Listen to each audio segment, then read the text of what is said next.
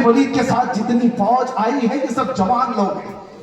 بھڑکتا ہوا نفس نوجوانوں کے ساتھ ہوتا ہے اور نوجوان جلدی بکتا ہے تو عورت پر یا دولت پر. اور عیسائیوں نے یہ رچ دیا تھا.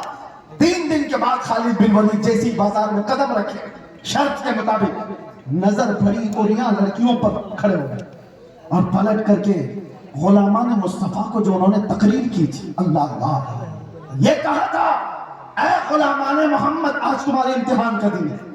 اگر قدم ڈگمگائے تو قیامت تک پھٹکار برسے اور سلامت رہے تو اللہ کے ہاں محبوب کہلائے جاؤ گے. انہوں نے پوچھا میں کرنا کیا ہے؟ کہا وہی کرو جو میرے مصطفیٰ کرتے تھے.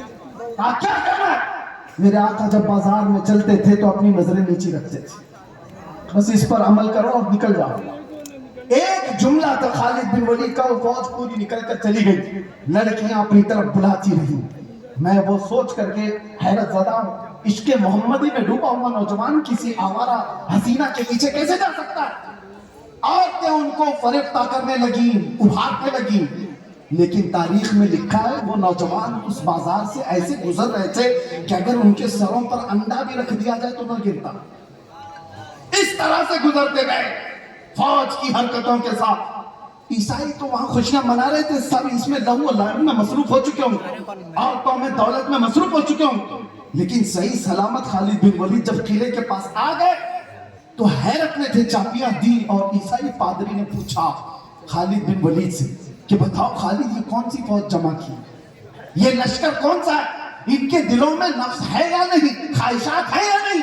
ہم نے ہر طرح کا حسن لا کر رکھ دیا تھا, تمہارا کوئی نوجوان دیکھنے کو تیار نہیں. خالد بن ولید نے تاریخی جملہ کہا تھا, وہی ہے جو ہمارا موضوع سخن ہے. کہا تھا اے نادانو تم ان آنکھوں کو خریدنے کی کوشش کرتے ہو جن آنکھوں میں پہلے سے جمال مصطفیٰ بسا ہے.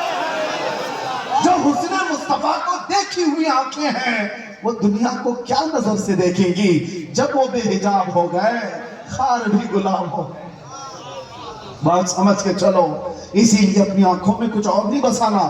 مفتی اعظم کی دعا یاد رکھو, کچھ ایسا کر دے میرے کردگار آنکھوں میں, ہمیشہ نقش رہے روئے یار آنکھوں میں. انہیں نہ دیکھا تو کس کام کی ہیں یہ آنکھیں کہ دیکھنے کی ہے ساری بہار آنکھوں میں.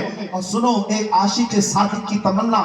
ارے قبر میں جانے کے بعد منکر نکیر ہر ایک سے سوال کریں گے, جھنجھوڑ کر اٹھائیں گے, پوچھیں گے بتائیے سوالات کے جوابات. لیکن مفتی اعظم کہتے ہیں فرشتے جو پوچھیں قبر میں کس کی امت ہو, کیا کہتے ہو جواب میں کیا کہیں گے؟ فرشتے جو پوچھیں قبر میں کس کی امت ہو وہ کہتے ہیں لو دیکھ لو کہ ہے تصویر یار آنکھوں میں, لو دیکھ لو کہ ہے تصویر یار آنکھوں